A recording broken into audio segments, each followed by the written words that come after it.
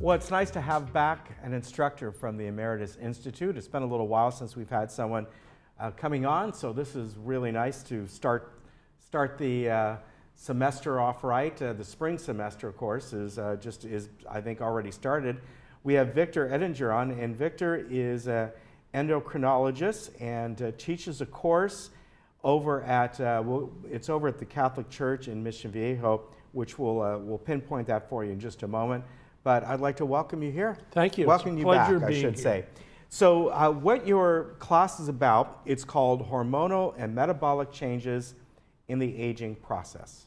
Correct. And as we all get older, our hormones don't do the things that they did when we were younger. Right. Yeah. And our metabolisms change. They tend to slow down. So we have to make various changes in our lives. And that's what we go over. We have to figure out what's the most effective way of maintaining weight, because that's what a lot of people are concerned about.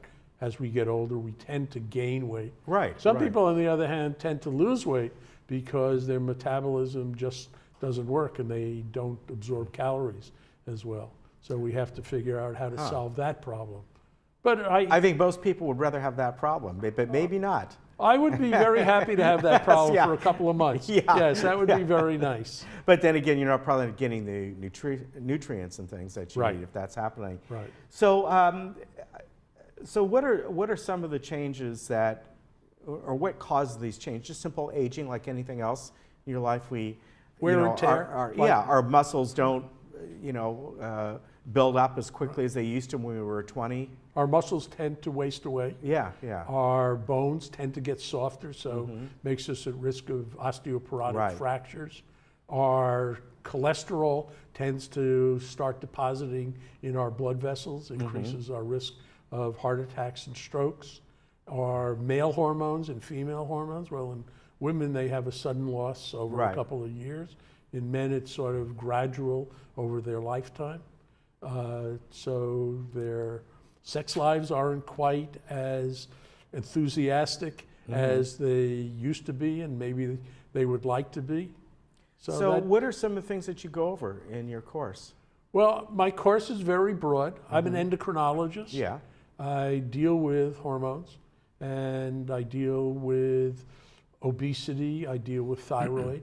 So we go over that in specifics, but I also leave a lot of time available for discussing health policy, how to figure out or how to choose a physician that's appropriate for your particular needs. I talk about the articles that pop up all the time in the news media that talk about different diets, that talk about the changes in cholesterol. 5 years ago, cholesterol was the enemy. Now, cholesterol isn't such a bad thing. Right, and, and that confuses people. It confuses physicians as well. Yeah. So we talk about that and the recommendations that these medical groups, American Heart Association, American College of Cardiology, have changed the rules of who ought to be treated for high cholesterol and what the goals are. So it's changing all the time. And I talk about all that. I try to give people an idea of how to interpret the information that they're getting, because there's so much information, both good and bad, online. And most people get an online contact and they go to some place to find out what they want to know, and often it's wrong. Right. Over the years we've had some nutritionists on, and one of them in particular who I like very much, who's with the Age Well Senior Services and all. And whenever I talk to nutritionists, they kind of go through kind of the same thing you just said. 1 minute you're not supposed to drink wine, the next minute it's okay. On and on and on, all these different things. And the underlying factor that a lot of times I get from them is, be sensible about things. I think most people know what is good and bad for them. They still may eat it now and then, but you kind of intrinsically know that this is probably a little bit better for you than that, but it doesn't mean a lot of that is really great for you. Right. So if if so much of this particular item that is nutritious is good for you, eating 10 times that much isn't 10 times as good. Yeah, yes. yeah. That's absolutely true. Yeah. And that's really the key with this new recommendations about diet and fat. Right. You know, fat, it turns out, is okay. And there's some recent data, not really hard stuff, but recent data suggesting that saturated fats, which were the enemy 3 years ago, they actually decrease your risk of heart disease. So it's very, very hard to know. And you're absolutely right. Moderation in everything you do is the key. And the current diet of choice is the Mediterranean diet, which is lots of vegetables, lots of fruit, olive oil, nuts, primarily walnuts. Very little red meat, chicken, fish are fine, and a glass or two of wine, depending on whether you're male or female.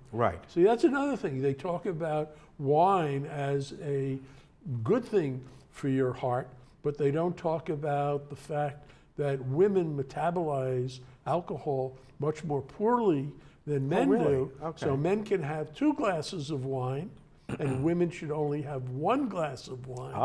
But so I mean, that's the kind of stuff that I go over, because I give them facts, at least current facts. You know, facts change all the time. But I give them the current ideas about what is most appropriate for them. Now, has the semester started? No, it starts next week. Okay, starts next week. I knew it was in January, but I wasn't sure yet. So there's still time for folks. And I want to give them that, like, if you go online to the Emeritus program, it's called Hormonal and Metabolic Changes in the Aging Process. It's listed under GERO, GERO120X. And I'm going to give you, this is the course number, right? That's the course number. 23720. 23720. And it's over at St. Kilian Catholic Church, which is in Mission Viejo. So that's where it is. And it's going to be on Tuesdays and Thursdays from 10 in the morning to about 11:15. Yeah. I think it'd be a good course for anyone. I think it is. As I said in my notes to you, that anybody from 20 to 120 is welcome.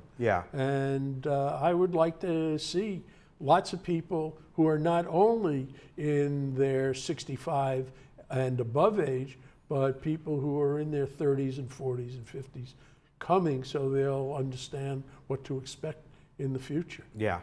Prevention is much better than treatment. True. Yeah, for sure. Thank you.